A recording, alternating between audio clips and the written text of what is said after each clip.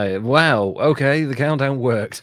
Hey, how about that? Hey, No. everybody, and welcome to episode 19 of History's Greatest Idiots, the show in which we give you lessons from history, and hopefully you can learn from them and never repeat those mistakes again. But who are we kidding?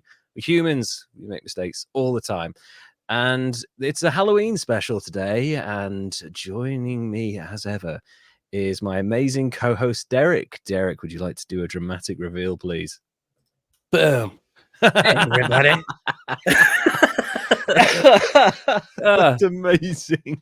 As you can see, I take this shit serious. I love it so much. Oh my god, that's amazing. That's so cool. Oh yes, we are now live on for the first time ever, we're live on Twitch and Twitter, and although I can't seem to get Twitter working, we're live on Twitter, Twitch, and YouTube. Again, can't see YouTube, but we're certainly live on Twitch, so that's I see fine. little check marks next to the thing, so that works. Yeah, we're using Streamlabs, so it's not Streamlabs, StreamYard. I do beg your pardon, StreamYard. So this is all kind of, you know, working the kinks out, I guess, but hopefully everyone can see this okay. Anyway, so it's the Halloween special. It's that amazing time of year when people go out and collect razor-filled candy and you know, get strangled by a giant man who killed his sister and was locked up in a sanitarium for 18 years or whatever it was, the story from Halloween. And what's it been like over there with you, Derek? What's Halloween like over there at the moment? Is it gearing up to it? It's gearing up. We're almost there. A lot of stuff going on. As you can see, I live in an area right now where I can't use my outdoor Halloween decorations, so I decorated my little office studio space for you here, and dressed up in a costume because, well, it looks amazing. It looks absolutely amazing.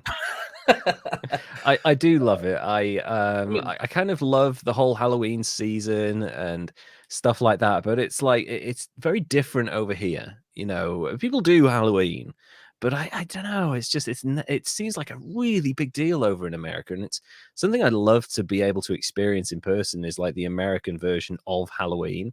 So yeah, definitely. You guys make such an amazing deal of it, and I really wish we could have something like that over here, but at the moment it's just sort of people waiting and, you know, hiding from COVID still. So yeah, that's the biggest scare of all, I think. Yeah, no kidding. I'm not sure how it's going to work with the handing out candy stuff this year. I guess I should probably just dress up in a hazmat suit. I think everybody should. It get very unoriginal very quickly, and yeah, I guess like Lysol wipes.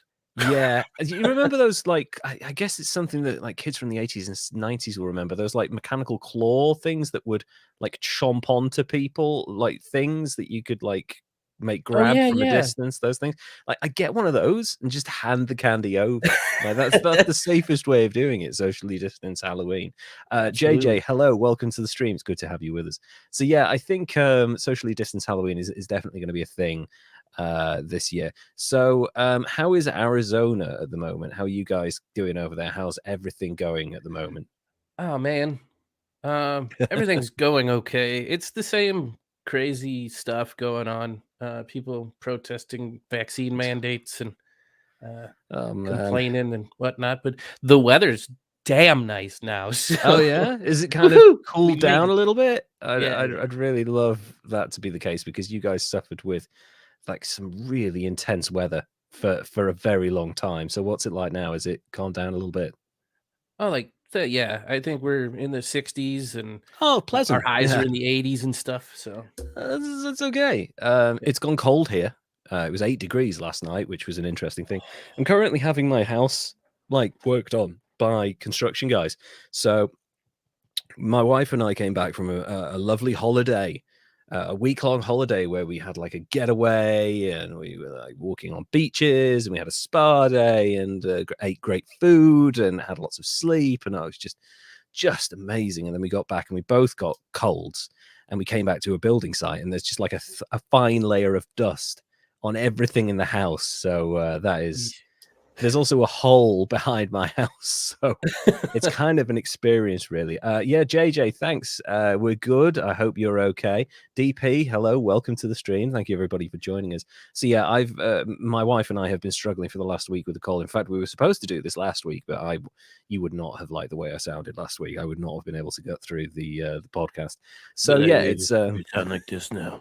I sound real sexy right now. Yeah, sound like Barry White if he were kind of morphed with like an android or something. It's kind of not a great feeling, to be honest. But anyway, that's enough about that. We're on Halloween, and there's a very special episode because we're doing spooky idiots, gruesome idiots, and all of that.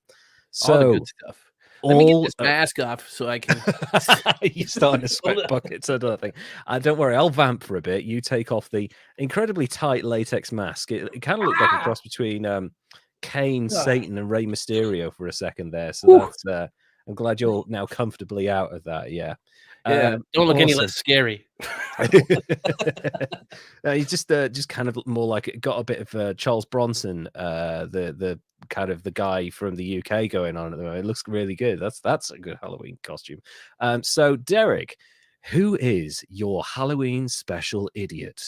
Well, with Halloween being the way it is, it conjures up all the thoughts of spooky and macabre stuff. And it's like, I don't know, there's superstition and tradition, people telling scary stories about ghosts and ghouls and werewolves. And I thought, you know what? Witches have to do with Halloween. And there was a period in time when people just killed people they thought were witches. That's very true. I thought it might be fun to take a look at the real life history of someone that took their superstition and beliefs just way too far. Today, I'd like to tell you the tale of England's witchfinder general, Matthew Hopkins. Oh man, I can't wait for this. I got hit us with it, Matthew Hopkins. Oh god, I can't. So there's not a lot known about his early life. Sure. So I'm not going to be able to look at any sort of trauma from his childhood that might have led to the extreme superstitions that he had, which led to torture and murder. What is known about him he was born in Great Wenham in Suffolk. Wenham. Yeah. How do you spell that? Wenham. In Wenham. Yeah. Wenham. That sounds about right. Yeah. Yeah. England. Suffolk. Okay. Yeah. Very good. That's very well done.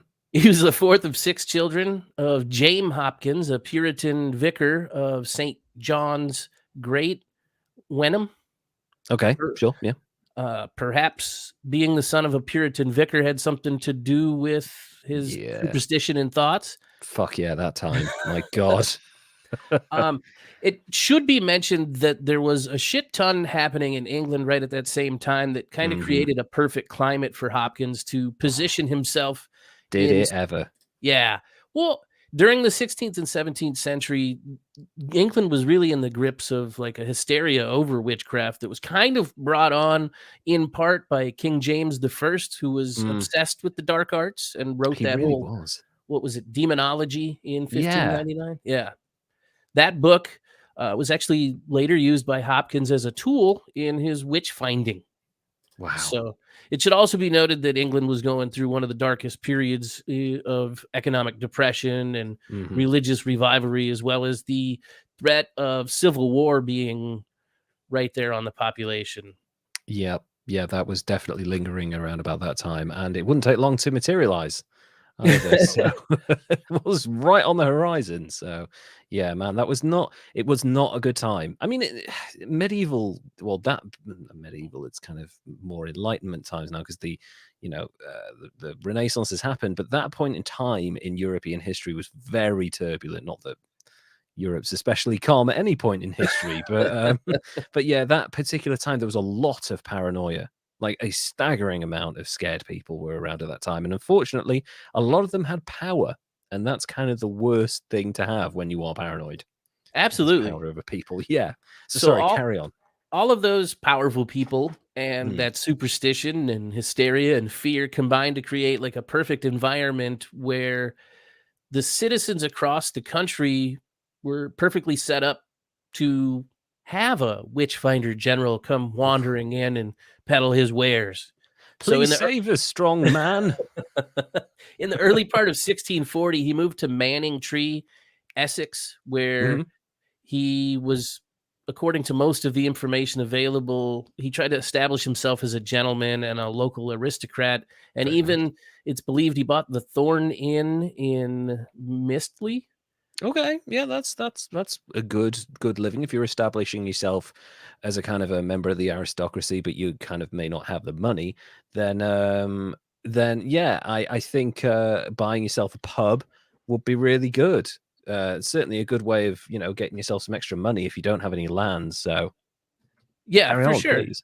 So Matthew Hopkins, the self-proclaimed witch hunter general, started getting down to business in March of 1644 when he associated with John Stern, and they who had accused a group of women in Manningtree, Essex, of trying to kill him with sorcery.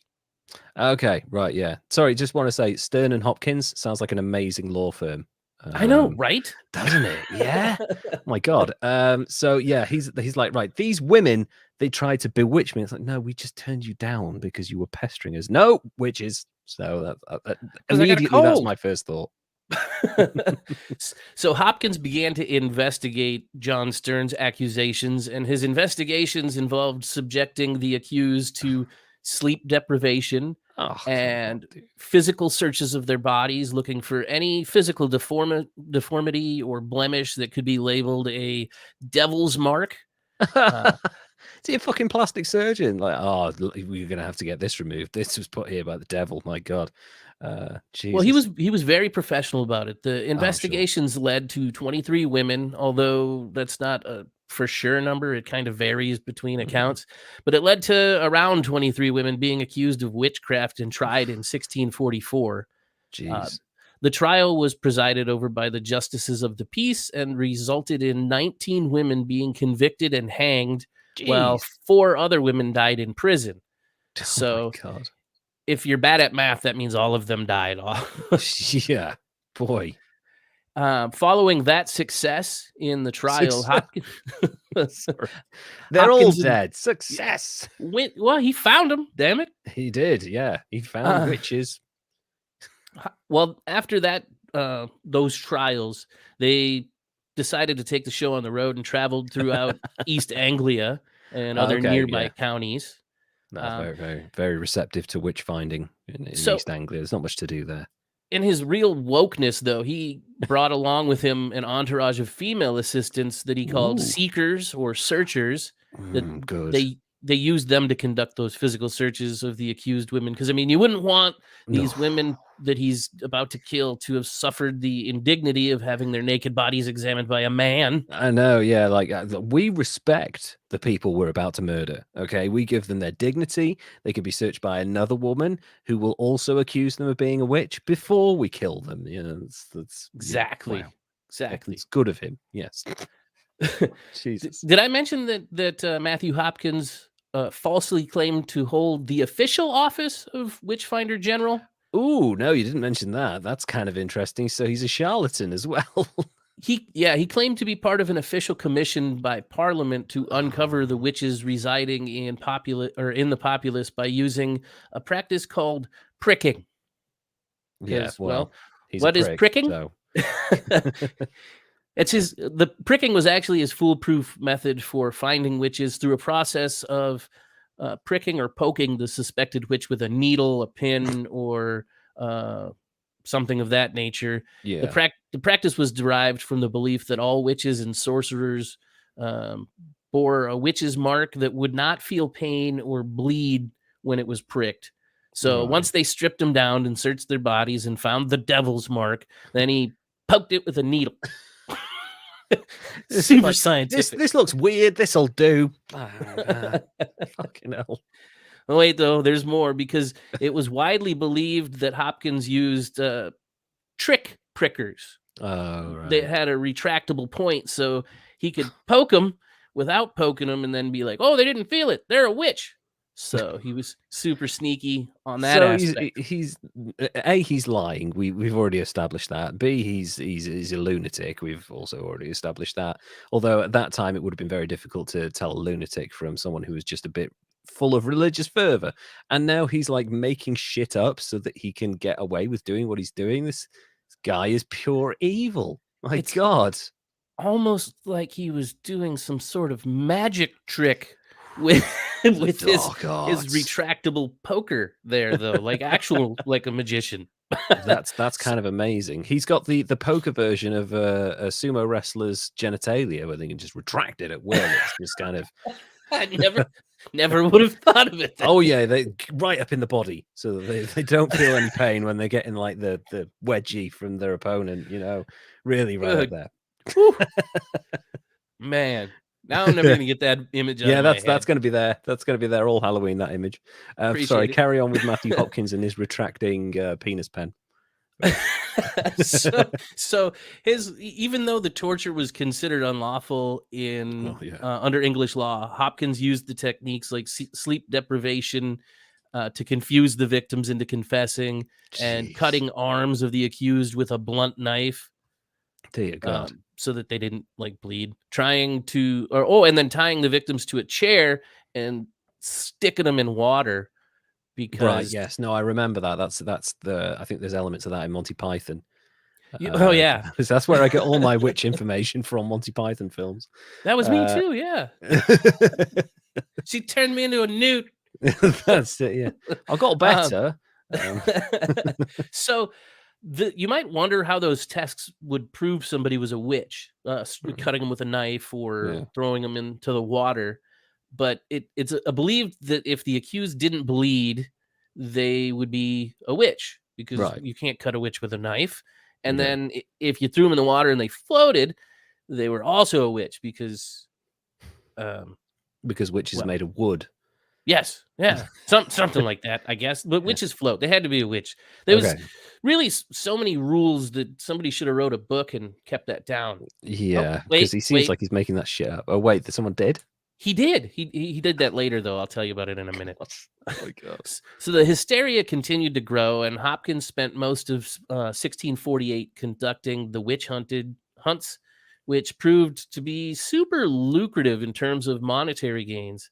But Because, how does he get paid though? Would it be like the town that would pay him, or it's really well, weird. yeah, Hopkins and his company were paid for their investigations, and it's reported that Ipswich in Right. Suffolk actually had to raise the taxes to pay for his services.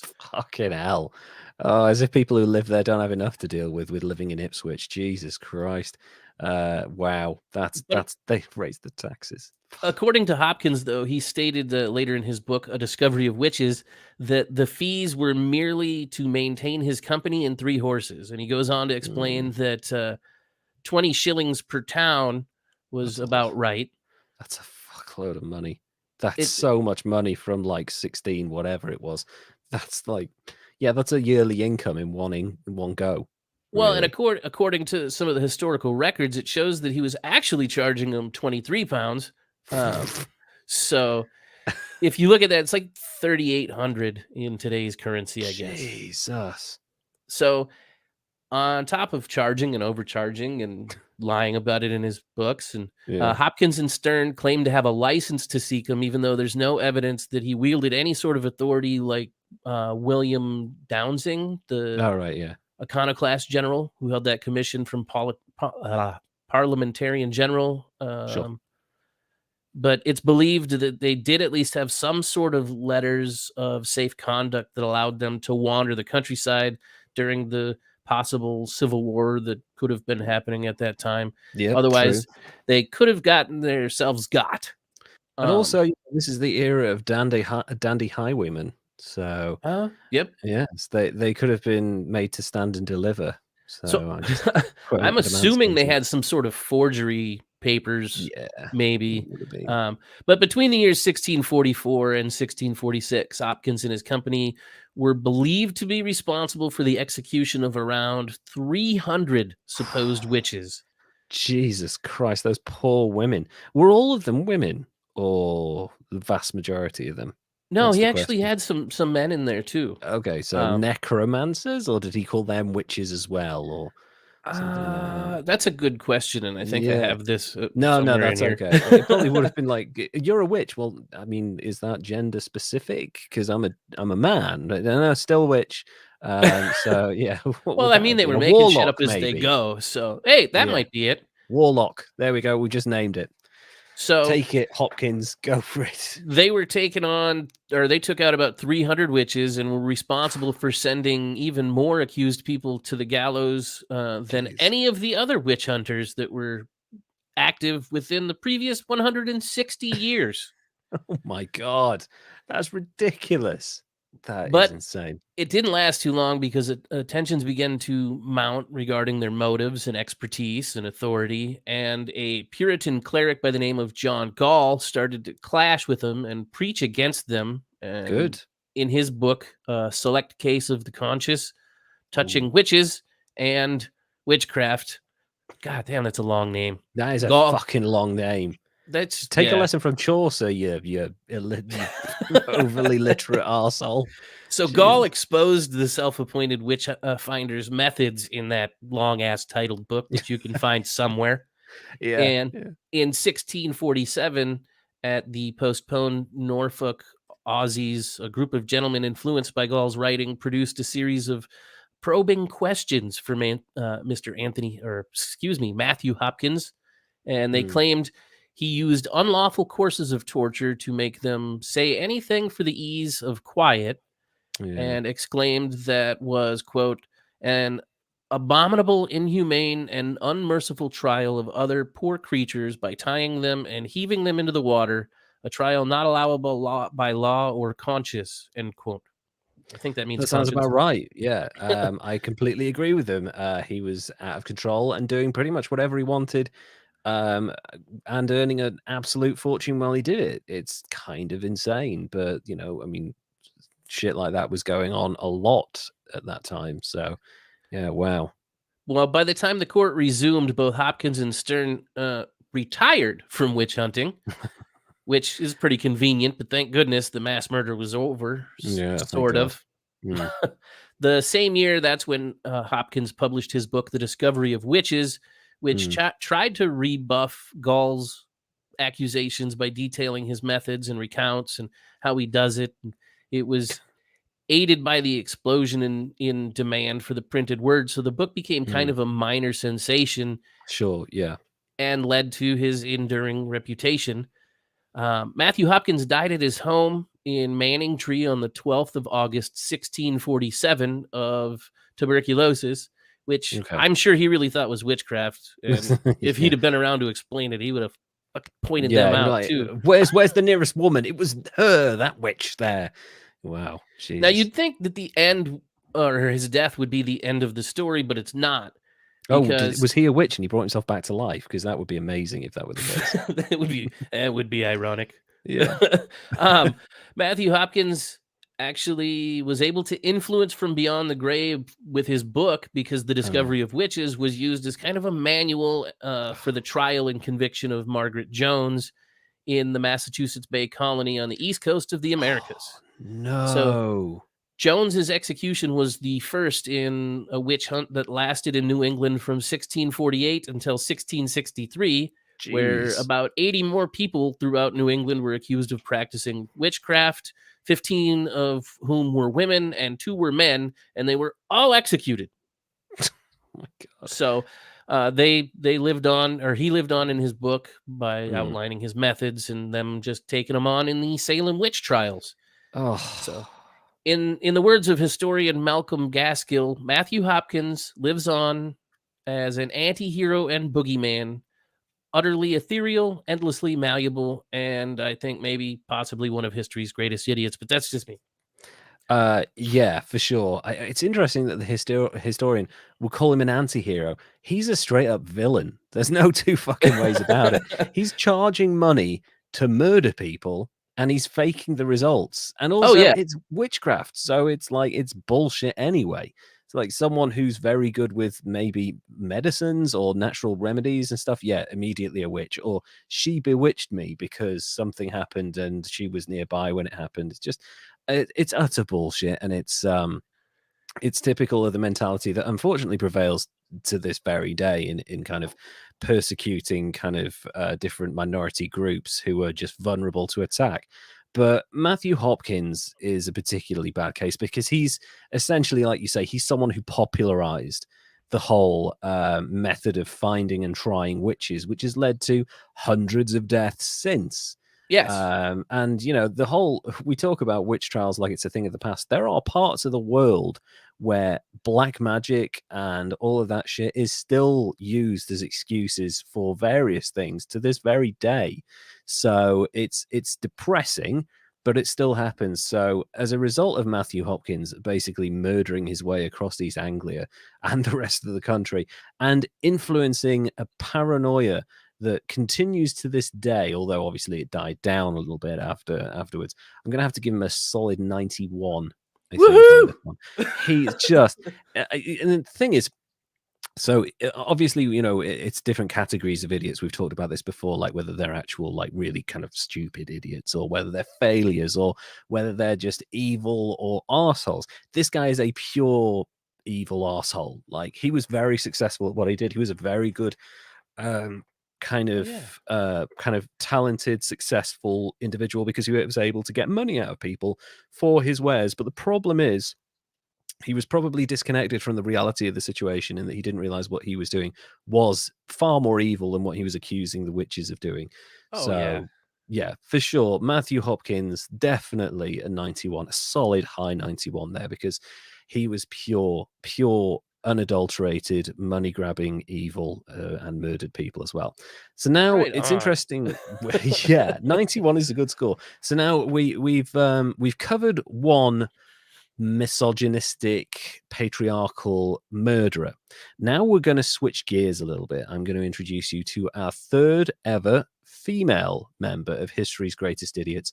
But this one is a little bit more complicated than it seems, because you'll have to judge whether any of this is true or not. And there's an awful lot of evidence. Let me introduce you to the amazing story, and really quite depressing and dark, certainly for even by Halloween standards, story of Elizabeth Bathory, Hungary's greatest monster or victim, depending on whose perspective you take. So Okay. I'm just going to pre-warning out there, if anybody is listening in Hungary, because I know we have listeners all over the world now, I am going to mispronounce everything in this segment, and it is not intentional. I promise you that. Well, they're just So. lucky you're saying it, not me. So at least it'll sort of sound nice. I know. I wish I was saying things like Ipswich and Suffolk, because that's easy. But this is like Transylvanian names and Hungarian names and shit like that. So settle in for my terrible pronunciation. And let's kick it off now. Countess Elizabeth Bathory de Exed was born in 1560 on a family estate in Nyírbátor, Royal Hungary. She spent her childhood in Exed Castle. Her father was Baron George VI Bathory of the Exed branch of the family, brother of Andrew Bonaventura Bathory, who had been voivode of Transylvania, which is kind of like ruler, I guess, or like lord or something like that. The voivode is it's a whole thing in, I think it's Slavic countries and stuff. Gotcha. So fuck yeah, Transylvania, Halloween. There we go. Yeah, we're getting right into it. Her mother was Baroness Anna Bathory, daughter of Stephen Bathory of Somloya, also a voivode of Transylvania. So she's like deep into the Transylvanian dynasty, basically. She's connected. She is connected up the river. Like, there's no two ways. She is born into privilege. Through her mother, Elizabeth was the niece of the Hungarian noble Stephen Bathory, the King of Poland, the Grand Duke of Lithuania of the Polish-Lithuanian Commonwealth, and the Prince of Transylvania. So even more connections there to people of significant power. Nibbling Um, up all of yeah, Eastern Europe there. kind of, yeah, Lithuania, you got, you know, Poland, just like there's basically a line between them and Russia at this point. So yeah, and her older brother Stephen Bathory served as Judge Royal of Hungary, so he's like the highest kind of civil servant in the land, essentially. Okay. As a child, Bathory, it gets from the start, it's fucked up. This, as a child, Elizabeth Bathory suffered multiple seizures that may have been caused by epilepsy or some sort of related condition. At the time, because this is 1560 Hungary / Transylvania, so Was not that exactly the. Go on. back when they were eating off of like lead plates and shit too? Pretty much, Yeah. yeah. Or like just the standards of hygiene and medicine they'd fallen off a cliff since Roman times. So, you know, it's called the Dark Ages for a reason. You know, plagues were rampant and disease, pestilence, it was just around every corner. But she suffered from seizures which were almost likely epilepsy. At the time, the symptoms relating to epilepsy were diagnosed as a falling sickness, whatever the fuck that is. She gets sick and falls down. It falls down. Oh, falling sickness. Right, I named it. Thank you. Copyright me. Thank you very much. Treatments included rubbing blood of a non-sufferer on the lips of an epileptic, or giving the epileptic a mix of non-sufferer's blood and a piece of the skull as the episode ended. Fucking Transylvania. They gotta feed them blood. It'll work. Just blood. See, blood is the answer to everything. And skull fragments, apparently. What Yeah. the fuck? The fucking Jeez. Middle Ages medicine. You're basically mentally scarring a child at this Oh point. yeah. So, like, oh, she's having a seizure. Let's wake her up and let's just smear some blood and skull fragments on her lips. There you go. You'll feel better. I was like, wait, what? What the? Oh my god, this isn't even mine. It's so disgusting.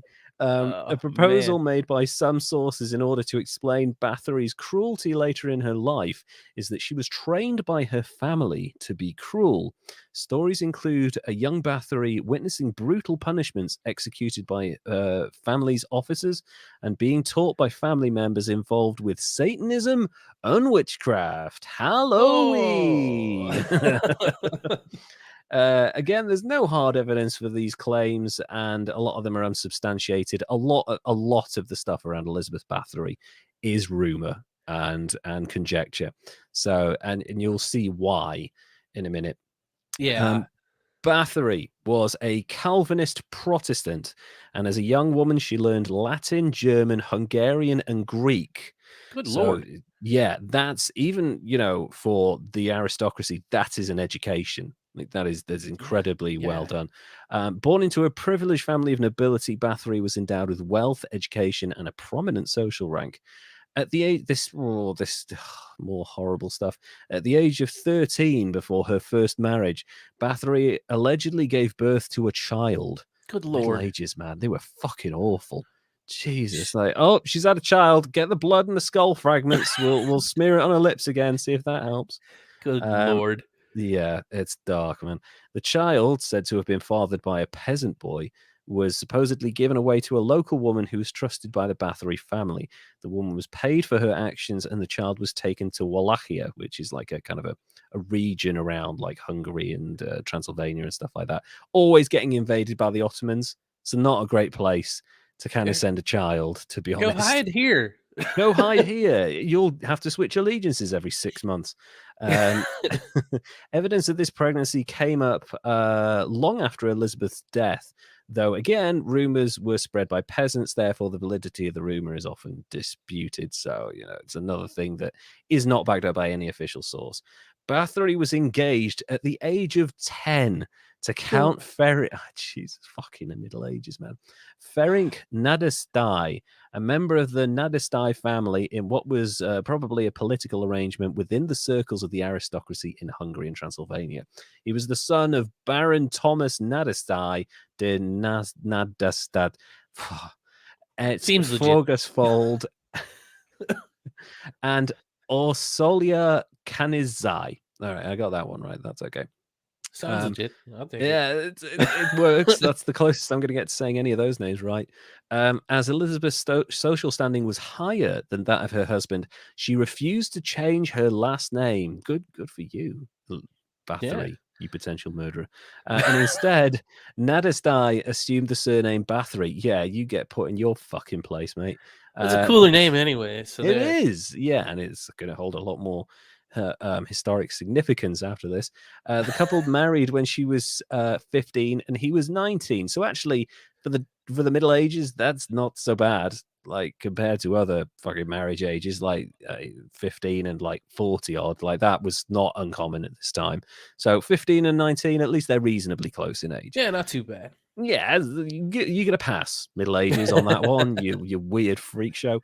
At the palace of Vranov nad Taplo, Vanov in Hungary, on the 8th of May, 1575, approximately 4,500 guests were invited to the wedding. Fucking hell. Yeah, that's the population of Transylvania right there. I think that's like everyone who hasn't been murdered by the Ottomans is at this wedding. Nadestai's wedding gift to Bathory was his household castle at Szezity, situated in the Little Carpathians. The castle had been bought by his mother in 1569 and given to Nadestai, who transferred it to Elizabeth during their nuptials, together with the country house and 17 adjacent villages. Good lord. So I'm assuming you get villages with that as well, which is kind of fucked up. But I want a village. Damn it. Castle, a country house, and a shitload of villages. So okay. I mean, I gave my wife. I was just writing down here. I gave my wife a house, and a honeymoon in Cornwall, which didn't involve skulls and blood. So I think I win that one. Yeah, I gave mine a ring pop. Yeah, exactly. Nice. In 1578, Nadestai became the chief commander of Hungarian troops, leading them to war against the Ottomans, and was christened the Black Knight of Hungary. That's badass. That's the most metal fucking name I've ever heard. It's like, why hasn't what's his name, Christopher Lee, made a metal album about the Black Knight of Hungary? That's one I would have loved to have heard. Is that the same Black Knight that lost his arms and legs in that Monty Python? 'Tis but a scratch.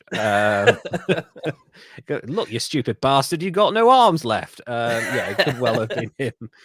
With her husband away at war, Bathory managed business affairs at the estates. So it's Transylvania, so that'll be things like, growing garlic, fashioning steaks, giving villagers crucifixes to ward off vampires.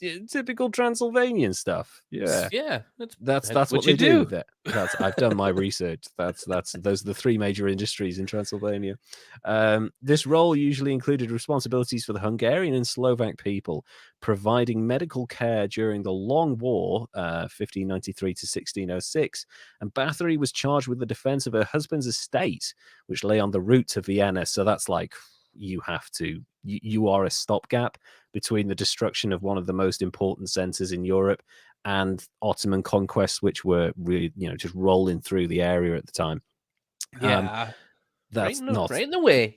Yeah, like kind of you can hold it off. He's off fighting. You can be the other knight of Hungary. The threat of attack was significant as the villages of Szegety, just say Yeti, had previously been plundered by the Ottomans, while Sarva, located near the border that divided Royal Hungary and Ottoman-occupied Hungary, was in even greater danger. There were several instances where Bathory intervened on behalf of destitute women, including a woman whose husband had been captured by the Ottomans and a woman whose daughter had been, soldiers capturing women. You know what happens. So she's doing a fucking good job so far, Elizabeth Bathory. I think it's fair to say at this point, like, everything seems to be going well. I mean, it's not great that your husband's off at war, but yeah. So far, so good. So far, so good. She's doing good stuff. She's saving women. Bathory's daughter, Anna Nadestai, was born in 1585 and later became the wife of Nikola Six-Vrinsky. I'm not sure who that is. Bathory's other known children include Olsoya, named after her mother, Katalin, Andras, and Paul, father of Franz III. Oh, cool. Some chronicles also indicate that the couple had another son named Miklos, although this cannot be confirmed, and it could be said that he was simply a cousin or he died young, as his name is not Bathory. He's not part of the will, so that again might be conjecture. This is where the tragedy starts. This starts kind of basically it goes downhill from here. Okay. No more so far so good. No more of that. No, we were doing so well. Bathory's husband, Ferenc Nadasdai, died on the 4th of January, 1604, at the age of 48. Some sources say he died in battle, but from what I'm about to tell you, I doubt that's possible, to be honest. Although the exact nature of the illness which led to his death is unknown, it seems to have started in 1601 and initially caused debilitating pain in his legs. From that time, he never fully recovered, and in 1603 became permanently disabled. He'd been married to Bathory for 29 years, which is a hell of a long time for that time. Yeah, it is. Especially someone who's fighting on the front lines with the Ottomans, who were the scary world power at the time. Before dying, sorry, go on. I was going to say 48 and still in combat back in those days. That's nutty. That's like retirement age back then. That's kind of crazy. I wouldn't even be able to do it today. Yeah, no, fuck that. Fuck that. 8 years, I'm going to be in the war. No chance. Before dying, Nadasdai entrusted his heirs and widow to Georgi Thurzo, who would eventually lead the investigation into Bathory's crimes. So he said, listen, buddy, I'm not giving you anything, but I want you to look after these people. And the guys went, yeah, sure, whatever, you fucking asshole. Don't even give me a few bits of money for a drink or whatever. So yeah, let's get into the allegations. This is where it gets dark. Between 1602 and 1604, after rumors of Bathory's atrocities had spread throughout the kingdom, Lutheran minister Istvan Magyari made complaints against her both publicly and at the court in Vienna. The Hungarian authorities took some time to respond to Magyari's complaints. Finally, in 1610, King Matthias II assigned Thurzo, the Palatine of Hungary, to investigate. Thurzo ordered 2 notaries, Andreas Keresztúri and Moses Csiraki, to collect evidence in March 1610. By October 1610, they'd collected 52 witness statements, but by 1611, that number had risen to over 300. That's piling on. It's kind of, there's a point at which we're like, okay, so there's kind of 2 possibilities here. Either Elizabeth Bathory has gone completely batshit crazy because her husband's died and started murdering and torturing all of these women in plain sight of hundreds of witnesses, or it's bullshit. And we're going to get to the part where you can make up your mind for yourselves. According to the testimonies, Bathory's first victims were girls aged between 10 and 14 years old. Bathory is said to have begun killing daughters of the lesser gentry who were sent to her gynoecium. Now, do you know what a gynoecium is? I didn't until I did the research in this. I just want to point this out for listeners. It's defined as a place where the married women of the household would often join the unmarried women and the female slaves at night when they were not attending to their husbands. The women spent most of their days in this area of the house. These rooms were more remote from those reserved for the men by placing them away from the street and the public areas of the house. When visitors were entertained, the women were not present a lot of the time, so they were kind of kept just put safe. The women in the closet back there. Pretty much, yeah. Especially with like a lot of soldiers around, I can see sometimes that might be a good idea. But remained in this secluded portion of the house, usually because Bathory was so well educated and very, very smart and in a good position of power. A lot of local kind of lower gentry, as they are called in this account, would have sent their kids to kind of study under her, because they're like, okay, women only have access to certain types of education at this point. She's very well educated. We'll send them to her. She can train them and teach them Latin and train them in courtly etiquette as well, so they learn how to behave in court even. So another thing here, the use of needles was also mentioned by the collaborators in court, although hers potentially worked. There were many suspected forms of torture carried out by Bathory on these young women. According to Budapest City Archives, the girls were burned with hot tongs and then placed in freezing cold water. They were also covered in honey and live ants. Oh, what the Bathory, hell? I know, that's fucked up. That's some really dark shit. Bathory has also been accused multiple times of cannibalism, but that, again, all of this completely conjecture. Always say they ate him. Yeah, of course. Yeah, and make it worse. Always say they ate their victims. Some witnesses named relatives who died at the gynoecium, others reporting having seen traces of torture on dead bodies. But it's like, yeah, where were the dead bodies? Where, could it Yeah. have been animals that did this? Yeah, It's like, were there some birds around, some wolves or exactly, yeah. dogs maybe? And who's a fucking expert in that? Like, you just walk around, oh, that's torture right there. Are you sure there's a fucking crow on Apparently that part back of in the the body? day, you could get one of those certificates for just about Yeah, anything. you could just buy that shit. That was just amazing, or forge it in some Yeah. cases. So some of the victims were buried in graveyards and others in unmarked locations. So yeah, they're finding these bodies in the wilds of Transylvania, and they're like, oh yeah, they were tortured instead of wild animals did that shit. Yeah. Two court officers, Benedict DeCio and Jacob Zvilivasi, claim to have personally witnessed the Countess torture and kill young servant girls, which is kind of fucked. Yeah. So let's we can't go into the exact nature of some of the allegations because we're live on YouTube and Twitch and Twitter, so kind of can't talk about too much. But honey and live ants, that's kind of enough for me. You don't really Yeah. need to know too much more of that. Let's move on to a trial and the initial arrest. On the 12th of December 1610, Nicola VI Vrinsky confirmed the agreement with Thurzo about the imprisonment of Bathory and the distribution of the estate. On the 30th of December, Thurzo went to Jetei Castle and arrested Bathory along with 4 of her servants who were accused of being her accomplices: Dorothea Semetzes, Elena Yo, Katerina Benica, and Janos Uvarai. I think that is. Okay. I'm not going Yeah. to try those again. Uh, Nailed it, according man. to yeah, thank you. According to Thurzo's letter to his wife, his unannounced visit found one dead girl and another living prey girl in the castle. But there's absolutely no evidence that they asked her that they asked him what happened to her. So like they're like, so what happened after you got there? He's like, I'm not Living making it up. Prey Girl? Isn't that a Rob Living Zombie Prey song? Girl. That's a how Rob it's Zombie done. song. That's that's got to be or a Rob Zombie film.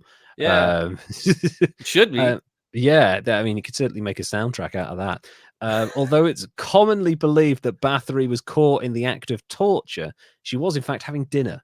So there's stuff about we walked in on her, like, oh, she had all the honey. And there was a whole big bowl of ants just waiting. She was just sitting down, like, can I help you? It's kind of 6:30. I'm trying to eat. Do you mind? Maybe it's what she was eating. Yes, maybe it was a prey girl. Initially, Thurzo made the declaration to Bathory's guests and villagers that he had caught her red-handed. However, she was arrested and detained prior to the discovery or presentation of the victims. So he's just like doing it for show at this point. It seems most likely that the claim of Thurzo discovering Bathory covered in blood has been embellished to fictionalized accounts. Like, come on, dude. If you're gonna make shit up, like, at least make it plausible. Like, I caught her and she was coming out of a door and she didn't want me to go in. Like, that's a bit more believable than she was mid cannibalizing this poor girl. Like, no fucking way. Just covered in blood. Just head to toe, this noble woman who took pride in her appearance just smeared in blood. Unfortunately, pictures or it didn't happen didn't exist back then, I suppose. Yeah, exactly. She's a witch. She's covered in blood. Thurzo debated further proceedings with Bathory's son Paul and 2 of her sons-in-law, Nicola Sixverinsky and Georgy Drugev. Her family, which ruled Transylvania, sought to avoid the loss of Bathory's property. Yeah, I bet. which was at risk of being seized by the crown following a public scandal. Thurzo, along with Paul and her 2 sons-in-law, originally planned for Bathory to be sent to a nunnery, but as accounts of her actions spread, they decided to keep her under strict house arrest, which is, again, that's probably good because she would have been killed by someone in the wilds of Transylvania. Most of the witnesses testify that they had heard the accusations from other people, but didn't see it themselves. So you've got 300 witnesses. Great. Which one of them is an eyewitness? Oh, not a single one of you. Okay, my friend's right. brother. He saw it. My tennis partner, his maid, she heard something from someone else.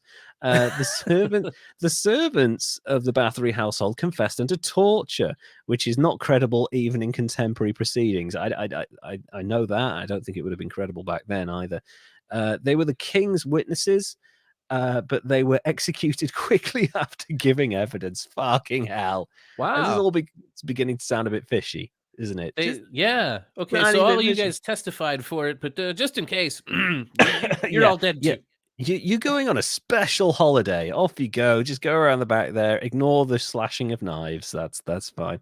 The accusations of murder were based on rumor. There is no document to prove that anyone in the area had complained about the Countess. At this point in time, if someone was harmed or someone stole a child, a letter of complaint was written, and there wasn't a single one. I mean, you can say that, she was powerful and, she could have swayed them. But like, someone writes a letter, they do it surreptitiously and anonymously. You can get that out, but apparently nothing, not a single letter. 2 trials were held in the wake of Bathory's arrest. The first was held in the 2nd of January 1611, and the second in the 7th of January 1611 as well. So 5 days apart, you have those 2 trials. Yeah. That seems okay. Yeah, you totally. There's probably so many victims. Yeah, they have to do like multiple trials. The highest number of victims cited during the trial of Bathory's accomplices was 650. But that's a lot. That's a lot of dead people. But this number comes from the claim by a servant girl named Susanna that Jacob Zalesviny, Bathory's court official, had seen the figure in one of Bathory's private books. The book was never revealed, and Slizavsky never mentioned it in his testimonial. So that's what I would do if I were going to be a mass murderer, cannibal person. Is I would keep a journal and write down, like, just tick them off as you go. Have proper bookkeeping, or you gotta, he's like, number 477, delicious. Oh God, just the right amount of salt. Oh, it was wonderful. It was such a wonderful night. I wasn't even bloated afterwards. And this thing's a bullshit, really, doesn't it? At the moment. Wow. On the 25th of January, 1611, Thurzo wrote a letter to King Matthias describing that they had captured and confined Bathory to her castle. The Palatine also coordinated the steps of the investigation with the political struggle with the Prince of Transylvania, who was also involved. She was detained at the castle of Chey for the remainder of her life, where she died at the age of 54. As Gregory Thurzo wrote, Elizabeth Bathory was locked in a bricked room, but according to other sources, written documents from visits of priests around about July 1614, she was able to move freely and unhindered in the castle, more akin to house arrest, which I've got to be honest, if you are going to serve a sentence for mass murder, I think having a castle to yourself is kind of okay. Yeah, it's not even too if bad. you didn't do it, you're still essentially at home until you die. So the 21st century, and the people who smuggle cannabis don't get that kind of treatment. So it's kind of a bit harsh, really. The rich never go poor, do they?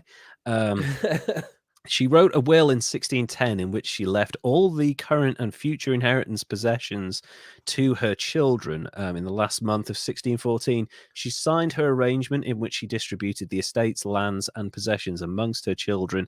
And on the evening of the 20th of August, 1614, Bathory complained to her bodyguard that her hands were cold, whereupon he replied, "It's nothing, mistress. Just go and lie down," which is the 17th century version of "shut the fuck up and go to bed." Like, come on, have a little compassion. This woman's got cold hands. Give her a blanket or something. Jesus. Right? Get some mittens. It's Transylvania. You're not on the fucking, like, you're not in the Mediterranean or anything like that. It gets cold. Right. Um, yeah, she went to sleep and was found dead the following morning. She was buried in the church of Chey on the 25th of November, 1614. But according to some sources, due to the villagers' uproar over having the countess buried in their cemetery, her body was moved to her birth home in Exed, where it was interred at the Bathory family crypt. The location of her body today is still unknown. The Chey Church and the Castle of Chey do not bear any markings of her possible grave. The thing is, like, it's very difficult because obviously they will have heard about like the trial and the allegations and stuff like that, but also these people were there, so you never know if it's rumor or if it's true. But the locals did not want her buried in the graveyard. So um, Yeah. let's get to the modern takes on Elizabeth Bathory. Several authors, such as Laszlo Nagy and Dr. Irma Zedeki Kardos, have argued that Elizabeth Bathory was a victim of a conspiracy. You fucking think? Seems like it. At this point, I mean, like, okay, let's say that you believe the mantra of "there is no smoke without fire," right? And that maybe she was cruel, maybe she tortured someone, maybe she killed one person. It kind of doesn't explain why they didn't just say this woman murdered someone instead of she's murdered 650 people, she's tortured them, she's put them in honey and dipped them in ants and bathed in their blood. It's like that doesn't it's so extreme that I have a hard time believing any of it happened. That's the problem. It's the orgy of evidence, you Yeah. know? Yeah. I don't know. I think they just wanted to make real damn sure that she got something. Yeah, exactly. They just wanted to make sure it stuck. But even then, like, they didn't execute her. They're like, you can stay in your castle. Like, okay. Yeah. Can I go on holiday once a year? No. All right. Okay. I'll just sunbathe here then, I guess. But Nagy argued that the proceedings against Bathory were largely politically motivated, possibly due to her extensive wealth and ownership of large areas of land in Hungary, escalating after the death of her husband. So they're basically saying that the accusations coincided with the Black Knight of Hungary dying. So it's like, oh, she's fair game now. So we can Yeah. go after her. That's kind of what I was thinking too. Yeah, it's like they wait until the powerful man's out of the way and then they go after the powerful woman, which is like, again, we're talking not too far apart from Matthew Hopkins here with the kind of the witch trials. So women were definitely vulnerable no matter how powerful they were. Right. The theory is consistent with Hungarian history at the time, which included religious and political conflicts, especially relating to the wars with the Ottoman Empire, the spread of Protestantism, and the extension of Habsburg power over Germany. Moreover, Matthias owned a large debt to Bathory, which was cancelled after she was arrested. Well, there you go. Uh-huh. Yeah. That's it, isn't it? That's like Yep. the king was like, "Oh shit, I am in the hole. Can we set her up? Yeah, 650. That sounds fine. Just do it." Yeah. Fuck. You know what? That's It definitely sounds like they just wanted to take her shit and yeah, and like in not have to pay her back, yeah. basically. Holy shit. There are counter arguments made against the theory. The investigation into Bathory's crimes was sparked by complaints from a Lutheran minister, Istvan Magayri. I think I mentioned him at the start. MacGyver. No. This does not contribute to the notion of a Catholic Habsburg plot against the Protestant Bathory, although religious tension is still a possible source of conflict, as Bathory was raised Calvinist, not Lutheran. So it's like there may, I just, it's hard to know because he complained that he'd seen some stuff, and it seems reasonably unscrutable, but you just don't know. Like there might have been a falling out, or he might have been a puppet, and it's so Yeah. hard to know. Yeah. Um, To support Bathory's innocence, the testimony of around 300 witnesses and the physical evidence collected by investigators have to be addressed or disputed. The evidence included numerous bodies and dead and dying girls found when the castle was entered by Thurzo.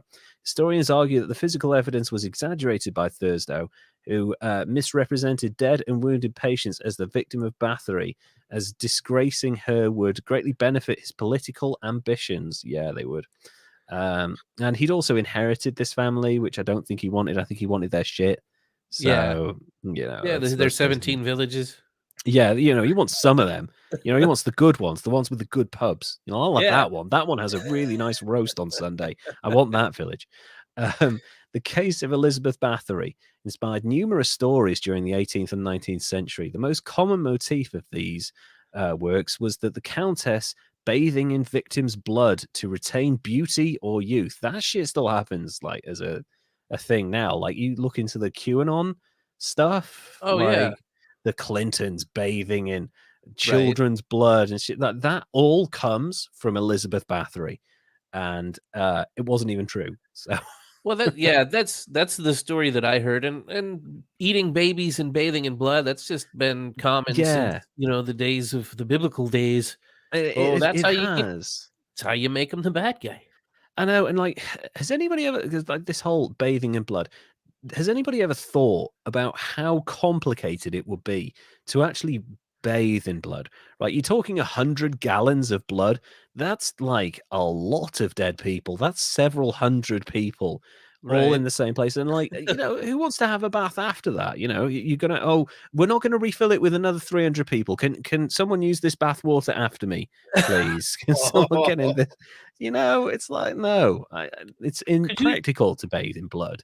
Could you even drain that many bodies before it started to really just get funky? Congeal and shit. There'd be flies everywhere. Why would you want to get in that? You're like, it'll restore my youth and my beauty. It's like there's flies and shit floating around in it now. Don't do that.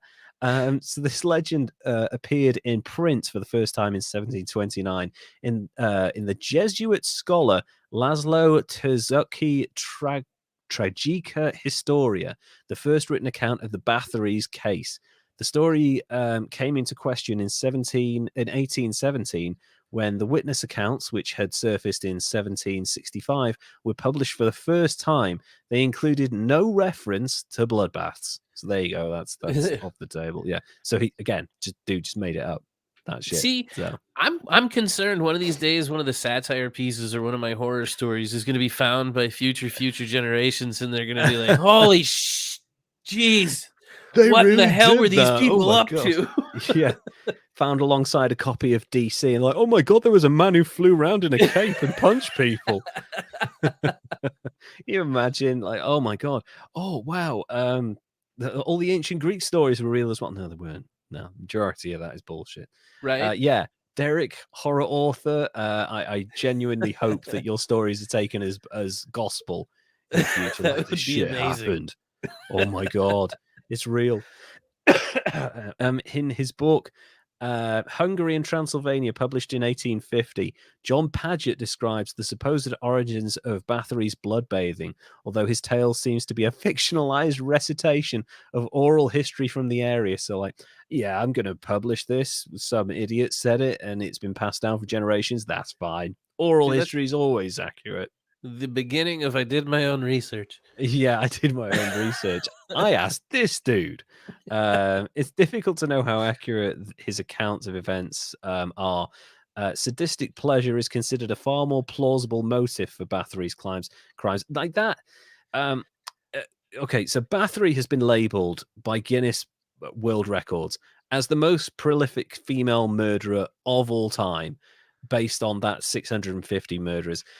If we are to take the plausibility of maybe she was just a bit cruel and maybe beat people and maybe tortured, that might be the case. But I'm more inclined. I'm not sure how much of this is true or not. I certainly don't think she killed 650 people. I doubt she killed more than 100.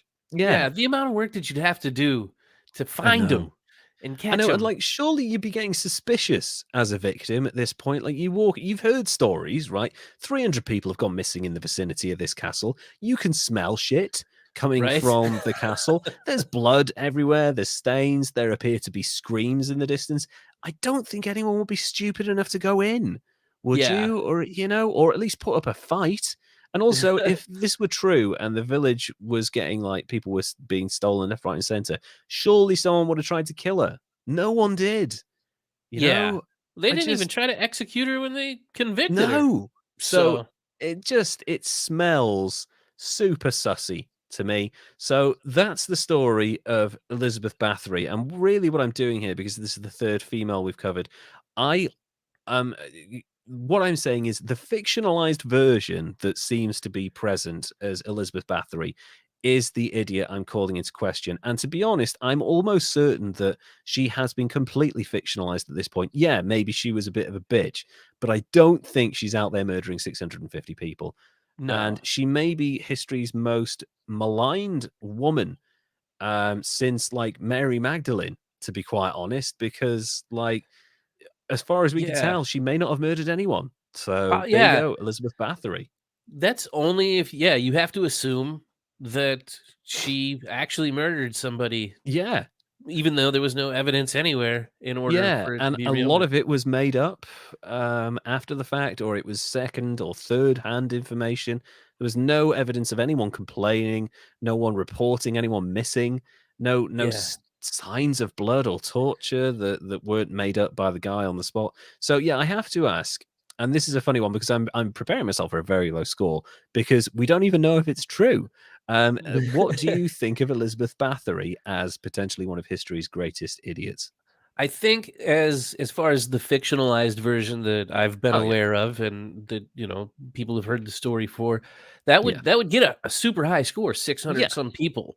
Yeah. But That's a lot. having no evidence, like, gonna drop it down a little bit. But Yeah. just for because the Guinness Book of World Record actually validated it Yeah. to some degree, They um, did. Yeah, that's true. I'll go 70, and that I'll factors in some of the idiocy of all of the people at the time going, "Yeah, that seems right." that seems to work, yeah.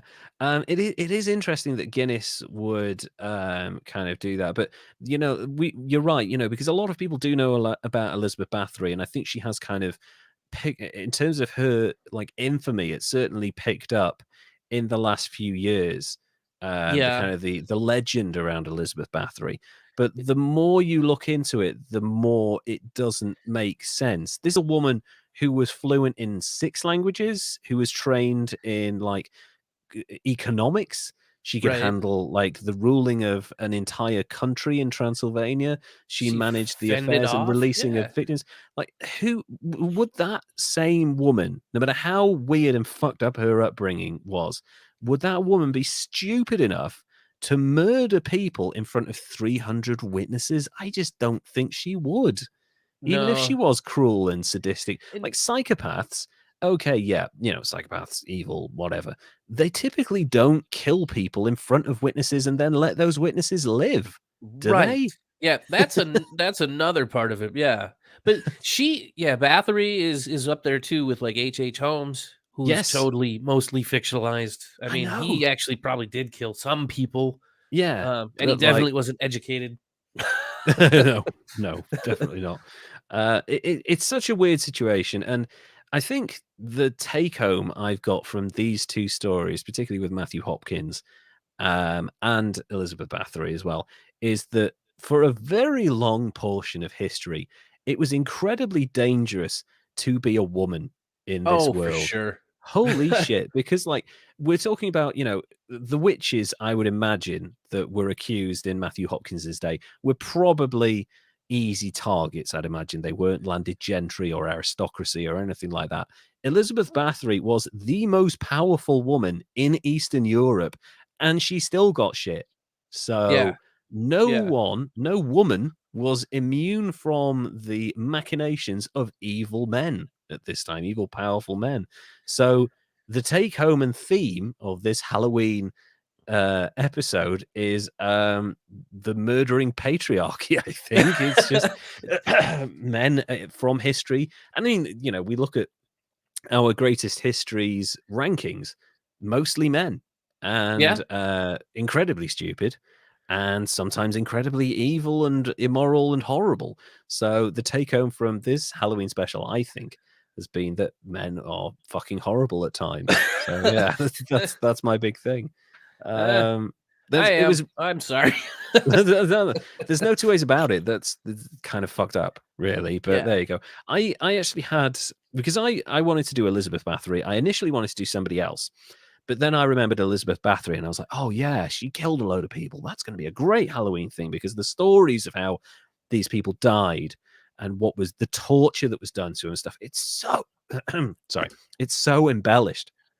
And then I look into it, and then I look into multiple sources, and I'm like, oh yeah, it does seem a bit fictionalized, doesn't it? Oh, maybe it was concocted by an arsehole. Okay, sure, yeah. And I had a lot of fun researching it, but I pretty much have done, maybe not necessarily a 180, but like a 145 on Elizabeth Bathory, because I was never 100% sure that she would, like, who kills 600 people. But like, yeah, she's not Genghis Khan. Like, she's not going, yeah, I did it. Yeah, and I'll kill you too. Well, even he didn't do it all himself. I know. He's like, you do it, but I'll eat people. There's no problem there. But it's just like, when I read it, I did do a significant turn on Elizabeth Bathory, to the point where I think that she has certainly been made the victim of an almost literal witch hunt, and there were women in your story who were made the victims of a literal witch hunt. So yeah, fuck, 300 or so. 300 women, and then the multiple dozens and hundreds afterwards in Salem and Massachusetts and across Europe. Holy shit. So there we go. That's this week's Halloween special. That's my scary voice. That's my voice for everything. Yeah, basically, Matthew Hopkins, a charlatan and a liar and a murderer, who became very wealthy doing it and was very successful and popularized witch hunting on a scale never seen before. And luckily died really quick after. Thank fuck for that, and hopefully a slightly painful death as well, because tuberculosis, that ain't no slow slide into unconsciousness. That is a painful death. And Elizabeth Bathory, who might have been horrible, might potentially have been a murderer, but was probably set up by powerful men who wanted her shit. So, so there we go. That's this week's episode. What did you think of the stories, Derek? When you were researching it, what did you think? Well, when I was researching it, I just kept wandering down rabbit holes, and yeah. It was, God, there's so much crazy crap going on at that time. All really surrounding witches and demonology and religious fervor, and it's like, holy shit, these people were nuts. Yeah, they really were. Like, there's no disguising the fact that people were very easy. I mean, people are these days, but people were very easily swayed by passionate arguments that, even in the cold light of day, the next day would have been like, that's a bit fucking suspicious. And I know people are prone to believe in conspiracy theories because there's something about them that's just so enticing and so comforting and so interesting. But like, yeah, I think people in the Middle Ages, want to have a meaning, people, yeah, they want to have not just a meaning, but also something to be scared of. Yeah. Some other to rally against. And unfortunately, sometimes that other will be Jewish people or women or trans people or gay people or different races or ethnic minorities or fictional boogeymen. And they just a lot of that is to hide the fact that it's comforting to have someone to rally against, because in reality the world is just fucking chaos. And that is the real Halloween takeaway. You can think that there is people controlling this world all you like, but they don't control everything. It's chaos, and all you got to do is fumble your way through it, really, as best you can. So that's our show for this week. We will be back in a couple of weeks with a non-Halloween special, and I'm looking forward to that. I've got a bunch of people lined up. Derek, would you like to say goodbye, please? Goodbye, everybody. It's been fun. It has been fun. And we will see you all again soon. Take care now. Bye.